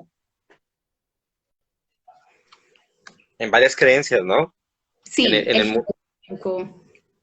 el mundo indostánico está Kalki, que es un avatar de Vishnu, y también vuelve en un caballo blanco, y después va a Jesús a aparecer así también, ¿no? Sí, sí, sí, sí. Entonces, a ver, la gente que está con nosotros aquí, chévere si nos cuentan a quién le recuerda ese jinete blanco que empieza con ese sello roto. ¿Qué otro personaje aparte de Gandalf? Ya, Eh, ya mencionó a uno, yo el otro, el Kalki, el avatar de Vishnu. sí, entonces voy viendo mientras se acuerdan Pero esa entonces. figura del hombre que aparece salvando en un caballo y llegando así es muy heroica, ¿no? Me llama la Sí, atención que yo creo que lo recomendé aquí una vez hace mucho tiempo. Hace muchos años vendía, y ni siquiera yo los tenía, sino que eran de un primo que los había heredado, unas monitas, unas figuras donde mostraban a Simón Bolívar muy heroico, ¿no? en un Y en caballo una de esas blanco. lo mostraban en el caballo blanco y la idea que yo tenía a partir de esa imagen es que Simón Bolívar era como un héroe, ¿no? Sí, Y lo mostraban alto, además. sí, muy romano, ¿no? Sí, Sí, sí, muy, sí, muy Napoleón, por ejemplo, era.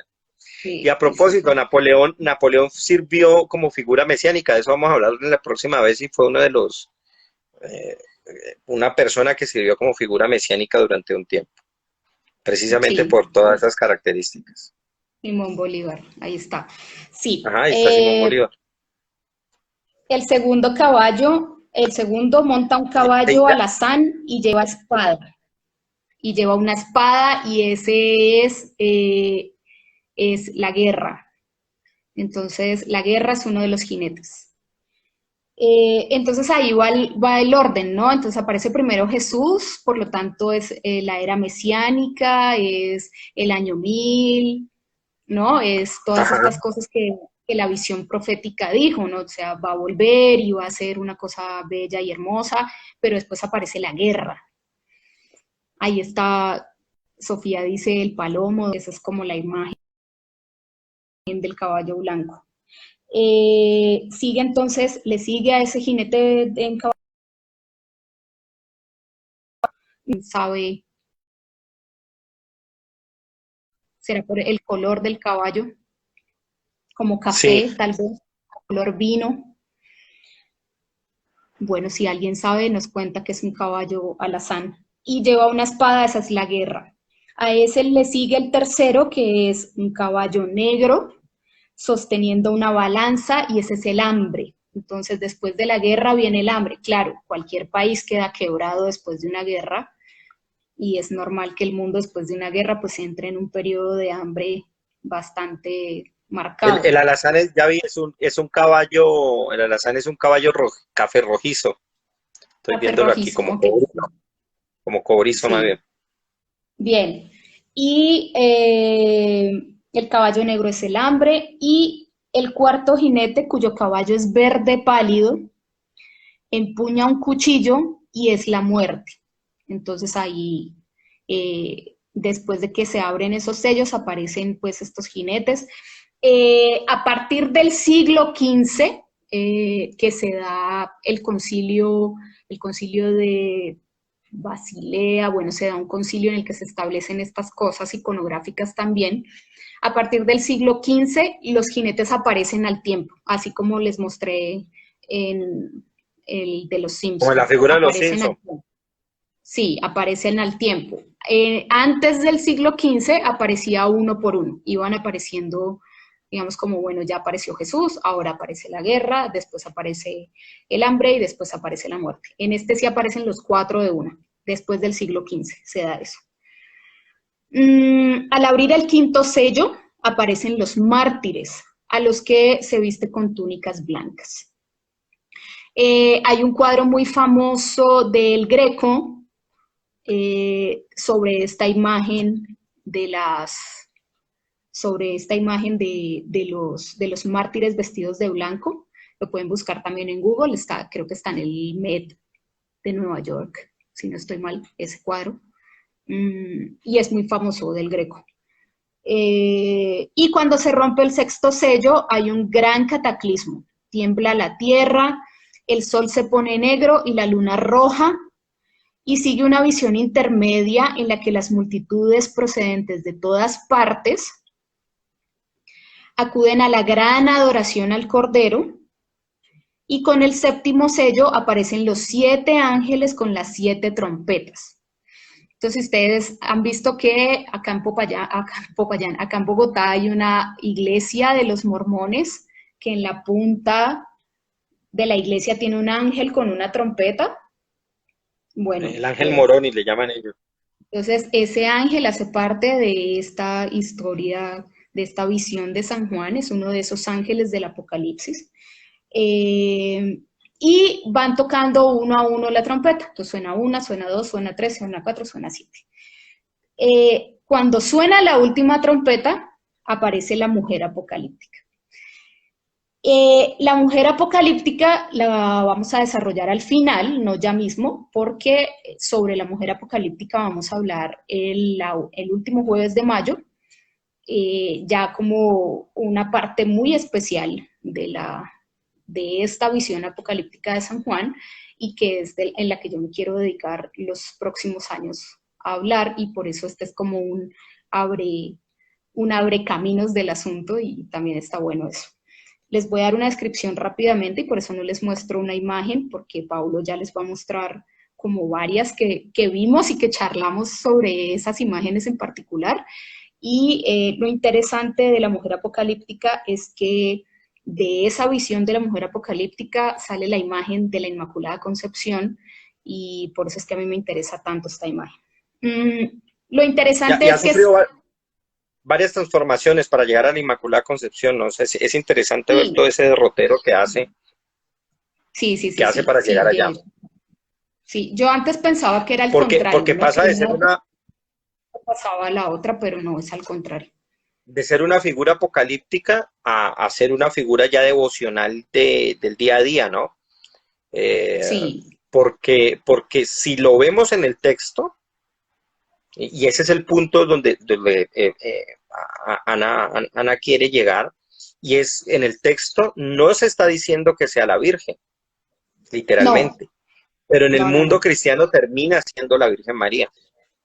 Entonces es interesante porque hay una cantidad de transformaciones y por el contexto, aparentemente debería ser un tipo de ser espiritual de otro orden que termina volviéndose en el mundo católico María. Sí, pero no necesariamente, o sea, si uno ve ya los elementos iconográficos, pues puede ser un arcángel. Entonces, entonces a eso es a lo que, bueno, ya nos estamos yendo por las ramas, pero esa es más o menos la idea. Cuando suena la última trompeta aparece en el cielo esta figura. La mujer va envuelta en sol, con la luna bajo los pies y una corona de 2 estrellas sobre la cabeza. Está encima y un dragón de 7 cabezas amenaza con devorar al niño que ha de nacer. Pero San Miguel y sus ángeles derrotan al dragón.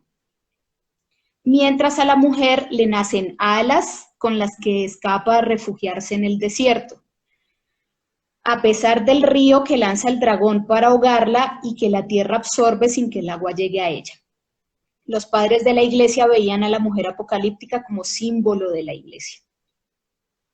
Desde el siglo IX se la considera figuración de la Virgen María. Es a partir del siglo IX que ya es bastante tardío. Pasaron ya 9 siglos para... Sí, por lo menos a partir del siglo IX.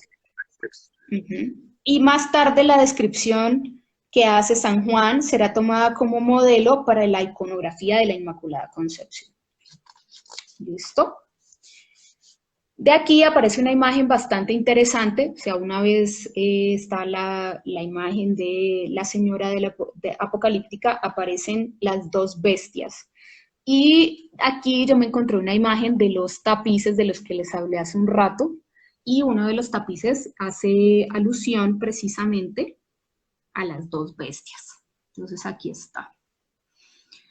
Este es uno de los tapices, está bastante bien hecho.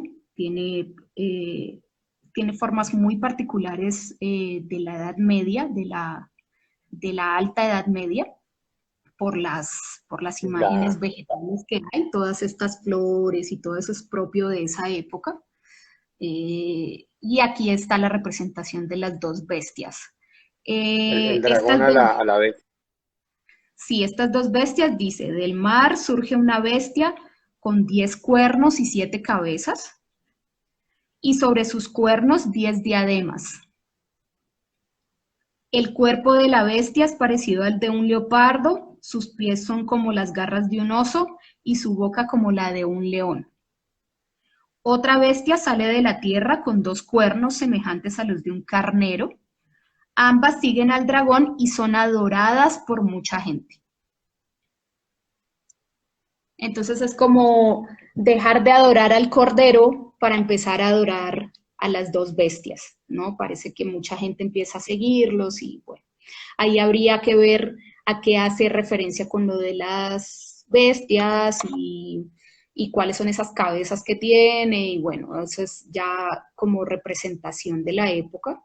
Y por eso yo digo que con la riqueza iconográfica que tiene, pues uno puede hacer la interpretación que quiera. Entonces, pero se supone que entonces parte de la gente empieza a adorar a estas 2 bestias y por eso aparecen las 7 copas de la cólera de Dios, que es pues Dios muy bravo diciendo como, pero ¿qué pasa si les mando todo, si pasa todo y ya les mandé los jinetes y ya pasaron por todo eso? Porque la idea es que de todas maneras se cambie la posición actual y ustedes van y se ponen a adorar a las 2 bestias. Entonces, pues la cólera de Dios entra y son 7 copas, están identificadas como 7 copas que derrama, con las que Dios derrama la ira sobre el mundo, lo hace por medio de ángeles otra vez. Los ángeles son mensajeros, son como, por eso Hermes tenía también alitas La figura alada, sí, para dar para pues todos los desplazarse. mensajes. Entonces, los ángeles son bastante eficientes y son no solo mensajeros, sino guerreros, y bueno, tienen los arcángeles, son guerreros y tienen mil cosas.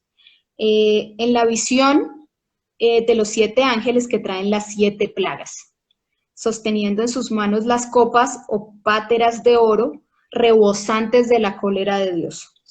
Los ángeles vierten por turno sus páteras sobre la tierra y producen las sucesivas plagas.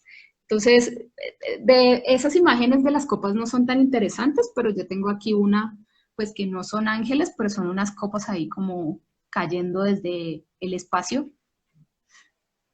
Y pues ahí están las 7 copas y toda la cosa. Hay No, unas y un ahí es poquito más donde viene dramáticas. la parte desastrosa del apocalipsis, ¿no? Las destrucciones, el caos, los terremotos, las tormentas, las Sí, plagas, y sí, las enfermedades, bueno, todas las enfermedades. pandemias.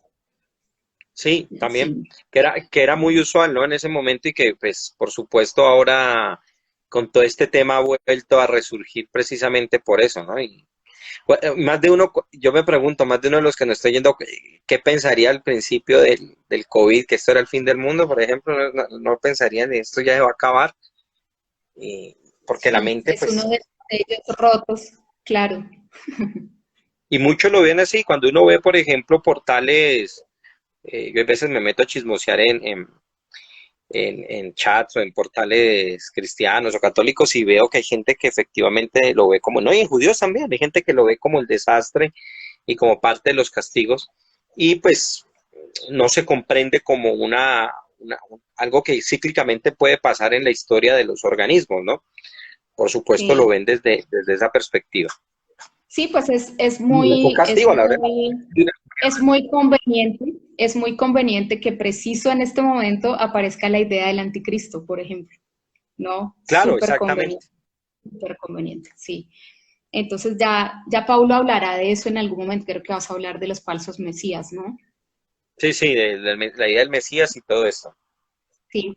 Bueno, después de las 7 copas, con esta imagen poco interesante de las copas derramando la ira de Dios, aparece una que me encanta, esta imagen que es la Babilonia, la gran prostituta de Babilonia, que es un ángel muestra a Juan la gran prostituta, una mujer vestida de púrpura sobre el lomo de una bestia de color rojo, con 7 cabezas y 10 cuernos.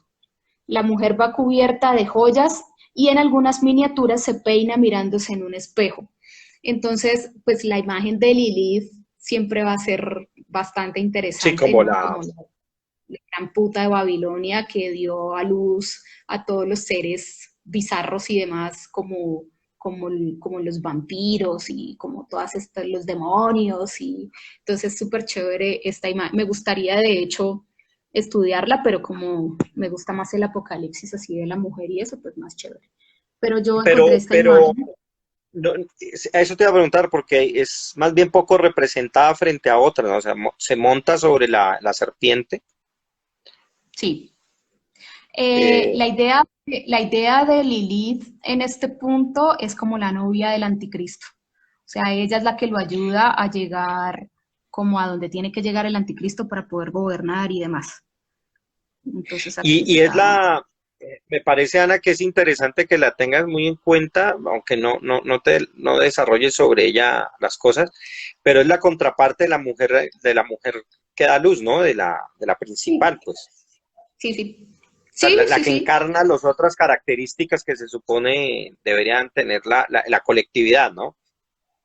Sí, sí, sí, sí, claro. Además que, como saben, los programas iconográficos también quieren representar la idea de la buena muerte y demás. Entonces, hay que ser bueno. Entonces, y Babilonia, digamos, ya que pusieron el tema de Bob Marley y esto, Babilonia representa todo lo malo para este grupo en específico de personas, ¿no? Es como todo lo que no hay que hacer, todo lo que Occidente debe evitar es Babilonia.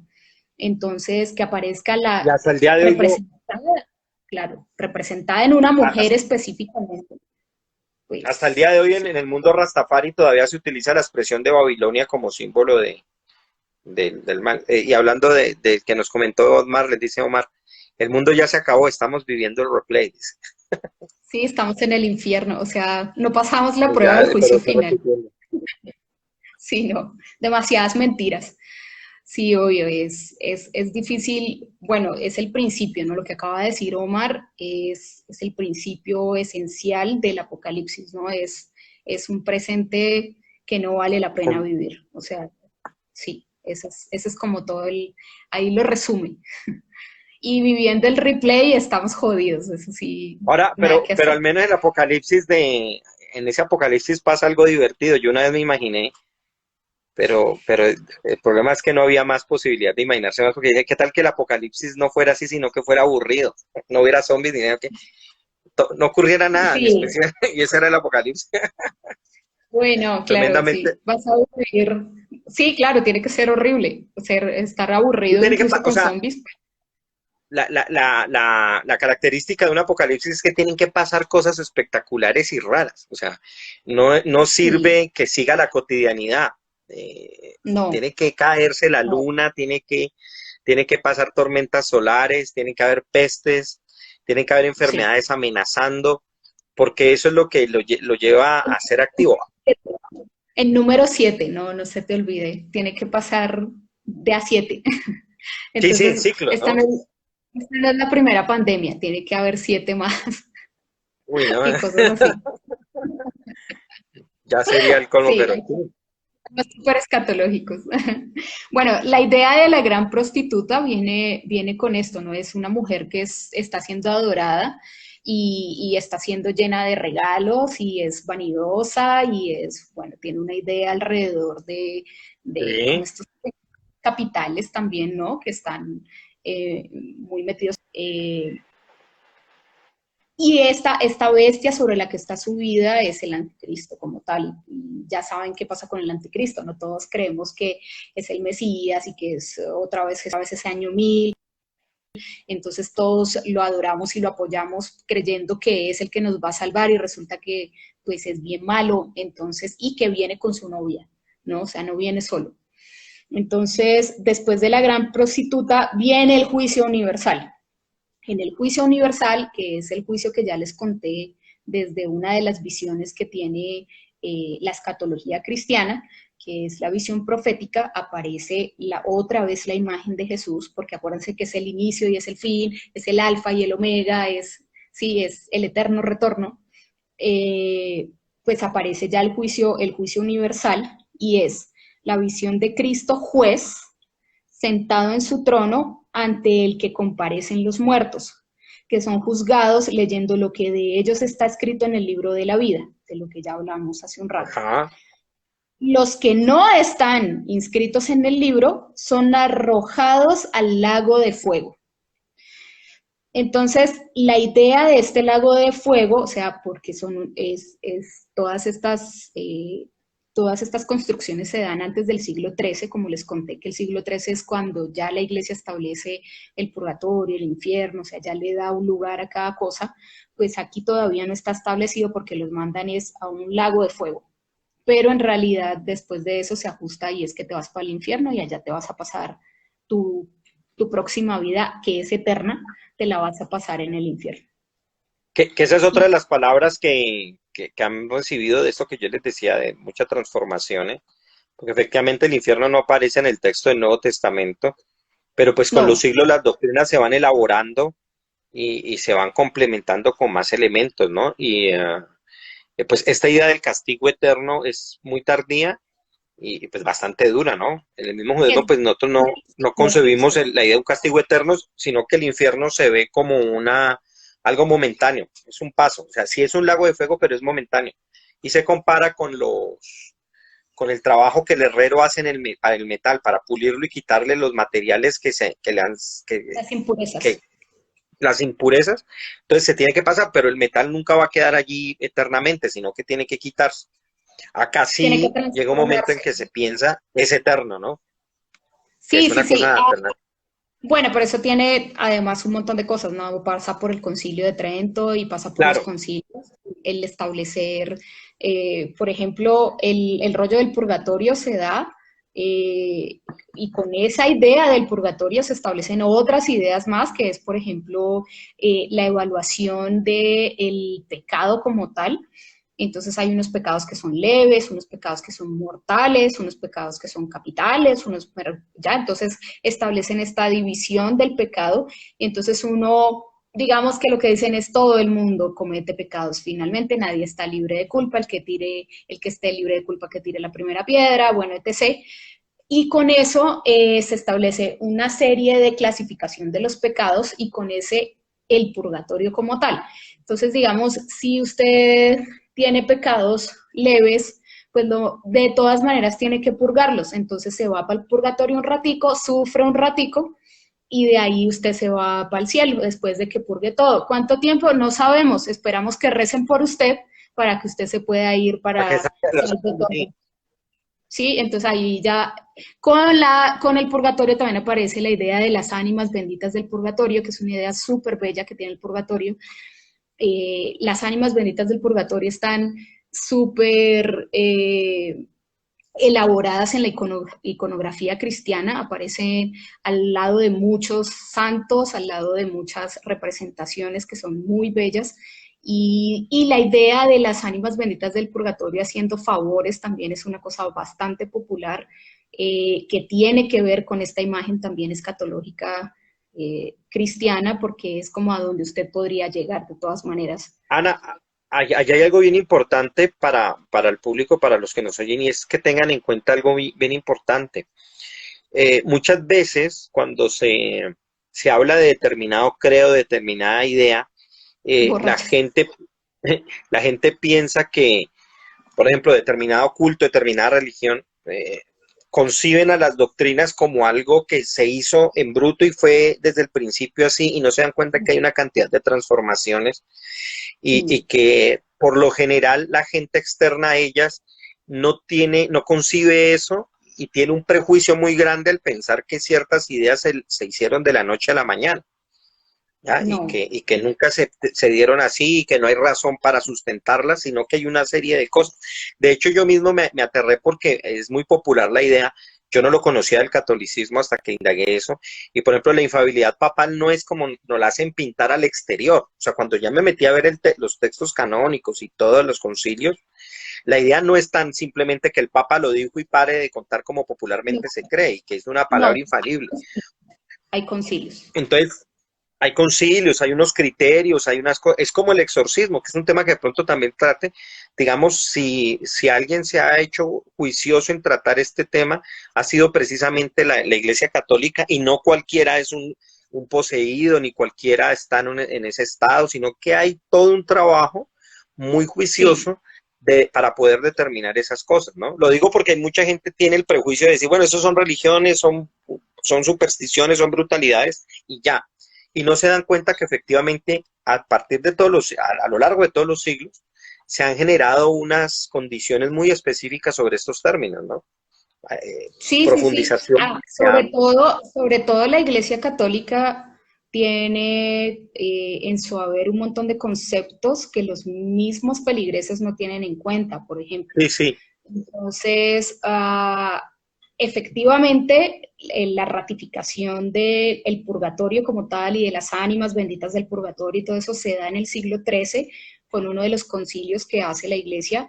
En el siglo XIII no sé si hace el de Basilea o el de Nicea, uno de estos, eh, y ahí es donde le dan, o sea, la idea la empiezan a elaborar en el siglo XII y en el siglo XIII ya le da el peso completo y también se establece la figura del diablo como la conocemos aquí, ya y ahora.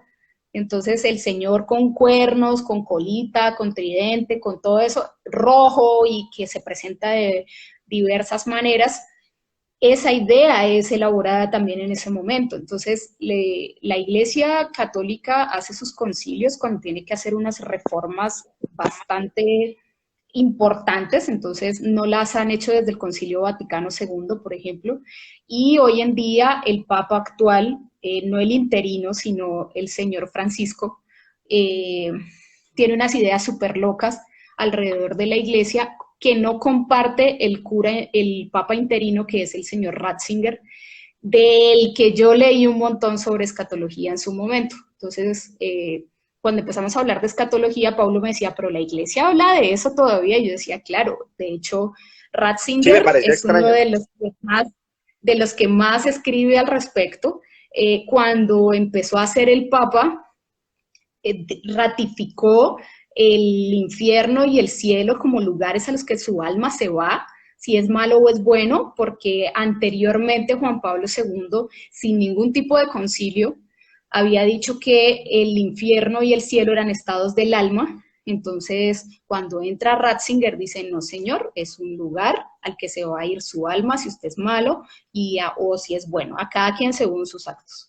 Entonces, el Papa de ahora pues tiene un montón de ideas bastante revolucionarias que hasta que no estén establecidas por un concilio y bajo el estricto ley del concilio, no puede establecer como tal. Claro, es que muchas veces se cree que lo dijo él y ya, y esto es así. No, No, no, no, no. El Papa no es sí así. tiene una condición de infalibilidad y eso sí lo tiene y punto. O sea, si él dice que ahora la Iglesia Católica dice que los papás le pueden pegar a sus hijos, porque así fue, entonces ahí uno dice, el Papa lo dice y yo lo puedo hacer. O sea, sí es Ujú. infalible y es una de las Claro, condiciones de ser Papa.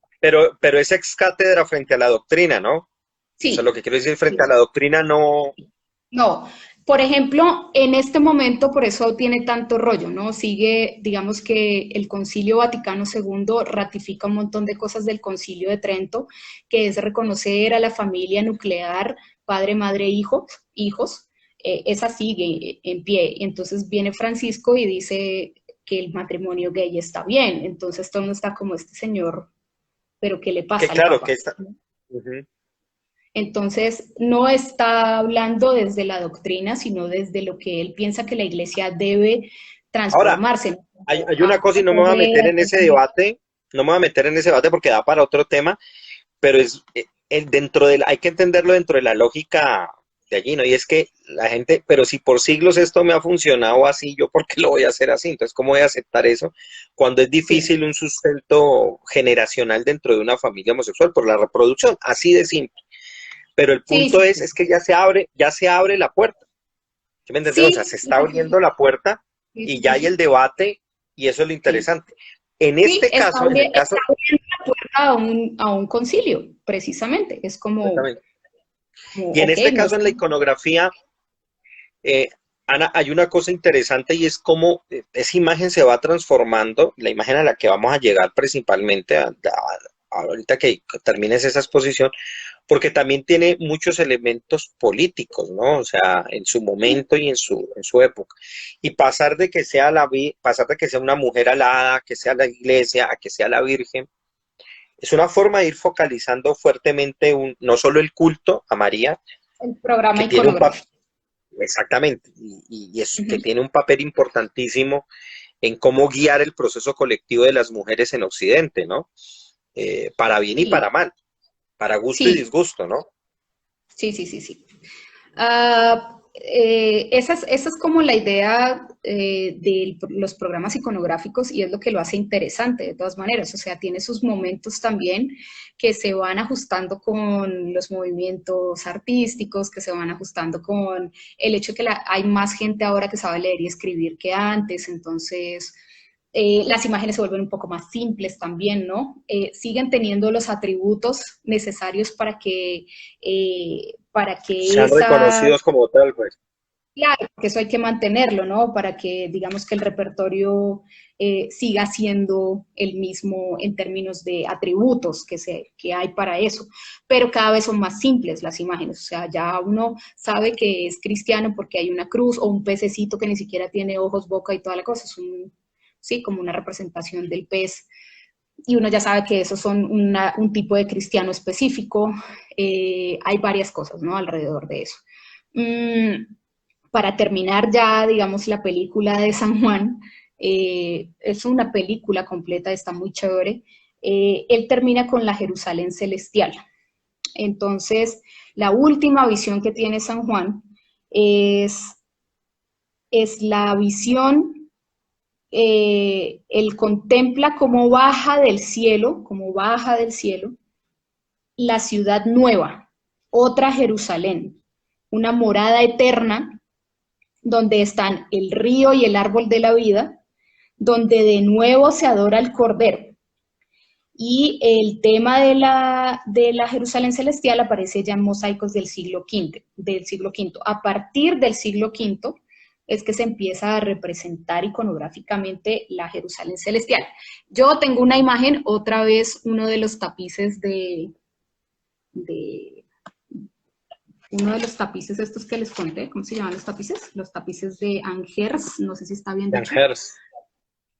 Aquí está, que es el de la Jerusalén, de la Nueva Jerusalén. Entonces aquí está, otra vez pues como con la estética propia del medioevo. Aquí está como la ciudad, que es como un castillo, claro, es como representado eso, el río, el árbol, y está allá arriba, pues Dios, con toda la cosa. La idea de una ciudad así se ha representado de muchas maneras en el cine, por ejemplo. Si ven, pues no sé, Matrix promete también Sí, una ciudad mejor, no sé si es Zion, los sí, sí, sionistas. Zion, sí. eh, la idea de un lugar mejor, acuérdense que el apocalipsis es un presente en el que todos estamos completamente aburridos y no queremos este presente, es la promesa de eso, ¿no? Es una vida llena de abundancia, donde nadie tiene hambre, donde nadie se enferma, donde nadie se muere. La idea otra vez del árbol de la vida vuelve a completarse, ¿no? Nosotros repudiamos todo eso para volver a eso. Entonces es como limpiar todos los pecados, limpiar todas las culpas y limpiar un montón de cosas para volver a llegar a esa, pero esta vez es una ciudad, ya no es el jardín del Edén, si se dan cuenta, ¿no? O sea, sí volvemos al origen, pero a un origen 2.0 en el que todos cabemos, es una ciudad donde sí está representada la comunidad como Y tal y se llega a mira que eso. hay una cosa interesante en la visión al final de la Jerusalén, como la presenta Juan allí, porque si bien lo que yo he visto y he rastreado, bueno, no muchos libros tampoco, pero a mí hay una idea que me llama mucho la atención y es la generación social de las utopías. eh, y precisamente, bueno, hay utopías anteriores en textuales, en Platón están, pero si se va a centrar para el mundo occidental, sea tal vez en la Jerusalén celestial, donde está esa imagen utópica de una sociedad perfecta y equilibrada, y en este caso guiada por Dios, o sea, totalmente teocrática, Sí, pero, pero lo interesante, bueno, es que da las medidas, se acoge a unas dinámicas, hay toda una disposición, y que está en contraparte a esa imagen de esa Babilonia, que era una figura de Roma para ese momento, donde era el desorden, donde era el despelote, donde era la esclavitud, la forma de explotar a la gente.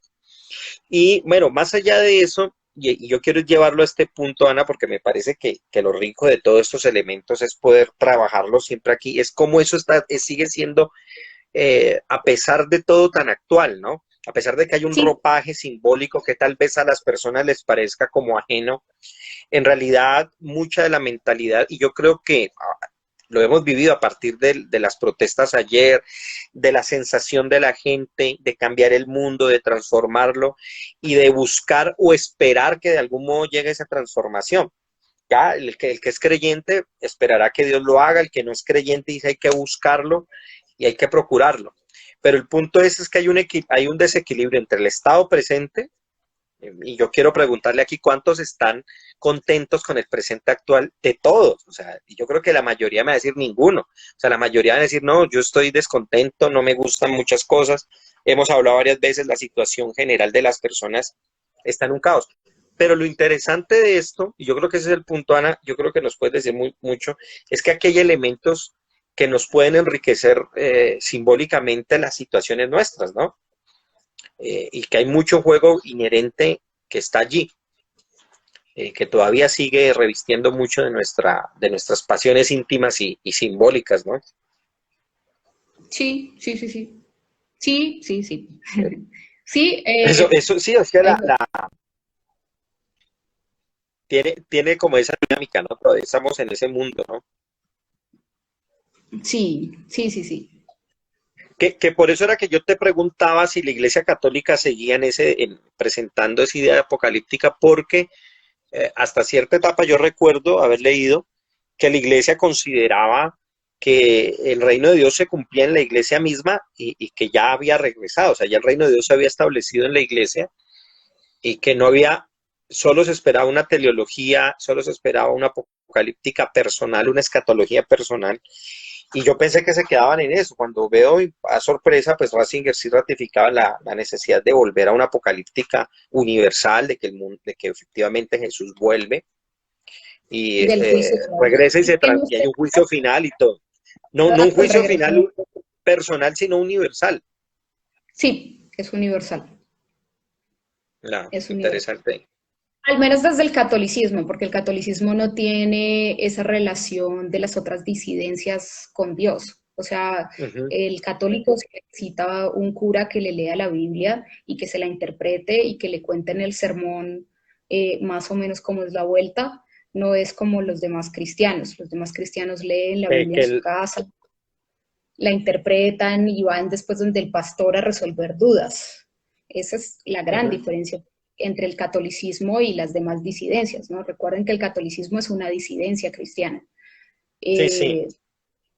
Eh, esa es la diferencia entre los católicos y los protestantes, ¿no? Es, el católico no tiene una relación directa con Dios, no la establece desde su casa, desde la Biblia. O sea, uno puede tener en su casa un oratorio, eso lo hacía la gente en el siglo XVIII, tenían una casa tan grande que podían tener un oratorio.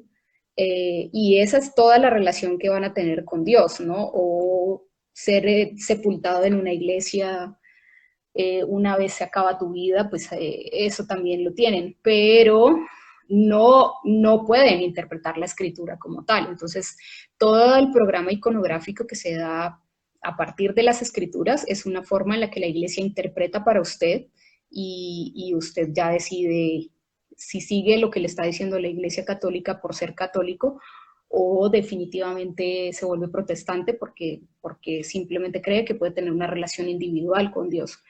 La iglesia implica una comunidad y usted vive las cosas a través de la iglesia, ¿no? Eh, Creo que iglesia significa eso, ¿no? Como Sí. iglesia, ¿no? ¿Sí? Iglesia reunir, agrupar. Entonces, si ves de lo que yo les conté de la escatología cristiana, como les dije al final de presentarle como los tres momentos o tres aspectos, todos se viven de manera particular, pero se viven de manera universal, ¿no? O sea, yo sé que mi alma va a transmigrar porque es lo que sé que todos estamos haciendo, o sea, no lo estoy viviendo sola. Tampoco es una cosa de solo los que creen en Dios van a tener esto, ¿no? Se supone que por eso hay un juicio final. O sea, yo no llego al cielo porque creí en Dios, llego al cielo porque llevé a cabo una serie de cosas a lo largo de mi vida que probablemente sin ser católica o sin ser protestante, lo que sea, pues llevé una vida que claramente me hace merecedora de ser parte de esa iglesia. Entonces, eso también es un poco lo bueno que tiene el catolicismo con respecto a sus profecías y a sus cosas, ¿no? Es como usted se puede arrepentir al final de sus días y recibir la extrema unción Y bueno, la y eso. universalidad, ¿no? Porque la Sí. misma iglesia católica es eso, ¿no? La clave fue ponerse así, católica, universal. O sea, Ujú. de acoger Sí, mucho a... Y por eso, pues, no en vano se ha extendido mucho más allá en muchas zonas, ¿no? Ah, y por eso lo que te contaba de la visión teleológica y profética, que tiene unas perspectivas muy específicas de lo que puede pasar en esa transformación. Y lo que les contaba al principio, ¿no? Como Dios hace parte de la iglesia, Dios, esa es de la teleológica, Dios hace parte de la iglesia, hace parte de la historia, pero no hace parte del destino. O sea, uno puede decidir su camino y finalmente el fin es Dios y ya. Entonces no le sí, está sí. diciendo, usted tiene que ser bueno, no. Es más, Jesús lo que dice es, sea bueno con su prójimo y verá que le va bien, pero no te está diciendo, mire, es Hay un obligación. tema, claro, hay un tema que poco se trataba en la iglesia antiguamente, pero está, no es el apocalipsis, sino el apocastasis, y es cuando todo se recoge en Dios, en últimas. No necesita, digamos, pasar por etapas, sino que todo en últimas, incluso había una herejía famosa que decía igual, hasta el mismo Satanás al final va a estar recogido en Dios porque él fue el que lo produjo, él fue el que lo generó. Entonces todo en últimas es redimido al final de los siglos, de todas las etapas y de todas las cosas, ¿verdad? Es el último camino en últimas. ¿Ya? Sí, Bueno, Ana, vamos sí. a ir mostrando un poco la imagen para que estén pendientes el próximo mes. Voy a mostrarla que era lo que vamos a mostrar, sobre todo porque vean, sobre todo la riqueza y la sorpresa y digamos el caso especial que va a trabajar Ana, es porque aquí en Popayán reside una figura en especial. ¿Dónde es que estás? ¿En el Museo En el Arquidiocesano es que Museo está? Arquidiocesano. En el Sí, Arquidiocesano de Arte Religioso está la imagen por la que empezó todo. sí, y es una figura bien particular porque tiene unos rasgos muy distintivos frente a algunas de las que vamos a ver y tiene unas caracterizaciones que, y aquí viene la tesis principal de Ana, le hace pensar que realmente se le ha llamado a esa figura de una manera cuando en realidad está representando a otra cosa totalmente distinta con mucha seguridad. Porque vamos a ver la imagen, la tengo acá, con esa vamos a acabar y vamos a esperar para darle inicio. Y es la famosa mujer del Apocalipsis 12, donde se presenta a esta mujer el sol, la luna, sus pies, está con alas y ya un niño. Aquí hay una representación más bien un poco moderna. Aquí hay otra más también diferente. Aquí no aparece embarazada o al menos no con el niño y está la serpiente de 7 cabezas de las que nos habla el Apocalipsis y que Ana ya nos presentó. Vemos otra representación, esta sí es medieval, claramente pues se ve ahí y hay varias hipótesis y lecturas e interpretaciones en torno a esta mujer, pero Ana nos traerá una idea bastante interesante. Aquí, bueno, me salto esta aquí es, fíjense que aunque no representa a la mujer, yo quiero presentarles esta, que es la guerra entre Miguel y Satanás, sobre todo para que tengan en cuenta algunas cosas que precisamente a Para, Ana le va a llamar la atención. Eh, para la imagen del eh, museo. Ujú. sí, esta es sobre todo una de las más dicientes y tal vez la que se acoja más a tu hipótesis de trabajo. Ujú. Aquí sí se ve a esta mujer, miren que ya presenta unos atributos de guerrera, de alas, que son las alas que dicen en el Apocalipsis que le sale, está, se supone Dios Padre arriba y el niño allí. Y lo interesante es que, bueno, ya están todos los elementos de la divinidad como las ve el cristianismo. Otra vez otra imagen, eh, y donde se representa de otra manera esa misma escena. Veamos esta otra, donde sí podemos ver acá hacia los pies está el dragón, está la luna, y esta mujer tiene el sol atrás, en este caso lo ponen sobre su cabeza o las estrellas, y también presenta sus alas. Y un arcángel que está listo como a defenderla, como a protegerla. Y esta es otra versión donde contiene todos los elementos, con la Trinidad arriba, los ángeles, el paraíso, la serpiente allí, y ella que está lo tiene a los pies, bueno, es otra. Pero también presenta esas alas, esta también medieval. Ahí está la eh, bestia, Ahí está la las bestia, dos sí. bestias. Ujú. Yo le proponían a yo le decía que para mí la mujer, aunque lo hacen ver como la iglesia y todo, para mí es como un calendario. Y en su momento les contaré por qué. Bueno, ese es un ángel y otra representación de esta mujer. Y esta, que me parece que es la que más se va cogiendo a la imagen que el catolicismo va representando, por lo menos acá en América, ¿no? Porque pues ya nos hablará de eso, depende de escuelas, todas las formas en que se representa tiene unas características artísticas y de ciertos autores, me imagino, o de escuelas al menos, que tenían, Sí. este sí es un ángel, y esta otra sí ya es otra representación medieval, también donde esta mujer está vestida, miren la luna, se supone que este es el sol, que sería como un sol verde y unas constelaciones o las estrellas, y la serpiente. Vemos pues que hay una serie de representaciones ahí variadas. Pues vamos a ver esa, Ujú. el próximo jueves, el último jueves del próximo mes, aquí en los jueves temáticos. Bueno, Vamos a Ana, hablar de la señal. sí, Ujú. sí, vamos a ver exactamente de esa imagen, pero la vamos a descomponer y va a servir como ejemplo, independientemente del elemento religioso, de los elementos de cómo se descompone una imagen para estudiarla, para analizarla y hacer una lectura correcta. Más allá de lo religioso, como les digo, le puede servir como ejemplo de cómo hacer una lectura semiótica, histórica también, porque esto atraviesa etapas y sobre todo reconocer las influencias y las escuelas, porque esto venía detrás con muchas escuelas, ¿no? O sea, aquí cualquiera que puede ir a ver en los libros que tenían el Colegio de Misiones, uno ve las influencias literarias que estos autores y escultores tenían a la hora de hacer estas imágenes, de dónde venían, el comercio que había con Quito, toda la relación entre, digamos, esa columna vertebral durante la colonia que fue la relación entre Cartagena, Santa Fe de Bogotá, Popayán, Quito, y creo que iba hasta Lima, como esa columna vertebral, por lo menos para esta parte de América, y la relación que había con las escuelas iconográficas. Bueno, y una cantidad de otras cosas que podemos ver en el próximo, ya en el último que vamos a trabajar. Vale, Ana, pues no, mil gracias de nuevo una vez más por esta explicación y por todos estos detalles. Vale. No sé si alcanzan tiempo y si hay preguntas o algún comentario eh, para que al que le haya llamado la atención en todos los elementos y sobre todo que veamos que estos símbolos bien como decía Borges, hablando de una cantidad de cosas, eh, cuando lo hablaba en sus 7 noches, él decía que hay que entender que el budismo, la cábala, el sufismo, no son piezas de museo simplemente, sino que siguen muy activas, ¿no?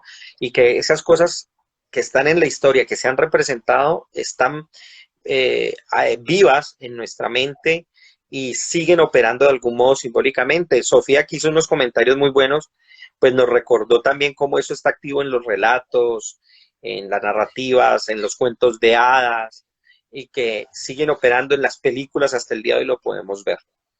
¿Vale? Sí, Listo. Bueno, Anita, mil Vale, gracias. Un saludo gracias a a vos Enrique, por que, invitarme. bueno, Nos vemos en el próximo capítulo. sí, sí, ya nos veremos en eso y listos, preparados para la próxima semana. Ya iniciamos mayo, ahí ya salió el comercial. Vuelvo a ponerlo para el que no lo haya visto y vamos a ver todo lo que tiene que ver precisamente con uno de los términos, el concepto del Mesías, los mesianismos y todo lo que se puede y lo que se ha dado en torno a las ideas de falsos y verdaderos, auténticos y próximos y cercanos a ser Mesías. Voy a desenredar un poco todo sobre el término. Después veremos a los Beatles con Juan Pablo Ramírez Hidrobo, que estará aquí acompañándonos para que hablemos de los Beatles. En la tercera semana hablaremos del fascismo y cómo reconocerlo. Y volvemos con Anita a hablar para cerrar ese capítulo tan interesante sobre esta imagen tan enigmática y tan llamativa dentro de la cultura cristiana y dentro de la iconografía y la semiótica en general. ¿Ya? Vale, mil gracias, Ana. Ya nos vemos y un Vale, saludo no, a todos y muchas gracias por gracias acompañarnos. a todos. Chao. Chao, chao.